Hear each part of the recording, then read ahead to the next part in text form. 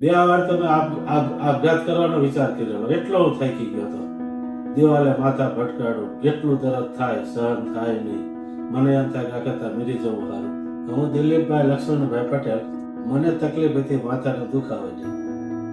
સુરેન્દ્રનગર, ધંધુકા, લીંબડી, અમદાવાદ, સુરતમાં મોટા મોટા ડોક્ટર પાસે દવા લીધી, ક્યાંય ફેર પડતો નહોતો. આ સ્ટેશન રોડ, લાલ દરવાજા, પિયુષ સાવલિયા છે ડોક્ટર, પણ હું એને ડોક્ટર નથી માનતો, ભગવાન માનું છું. એવું મને ફેર પાડી દીધો કે કોઈ જાતની તકલીફ લેવા દીધી નહીં. હાથ રજવાનું ઓછું થઈ ગયું, માથું તો બિલકુલ દુખ્યું નથી, ભૂખ લાગે. ખરેખર જો તમને કોઈને કાંઈ પણ તકલીફ હોય અને આ એક જેણે ભગવાનનો અવતાર લઈને આવ્યો એવો ડોક્ટર છે, ખરેખર આ ડોક્ટરનો હું આભાર માનું છું. આવા ડોક્ટર હશે તો પ્રજાને તકલીફ નહીં પડે. ખર્ચો તો થાય, ગમે દવાખાનામાં જાઓ, ખર્ચો તો થવાનો જ છે.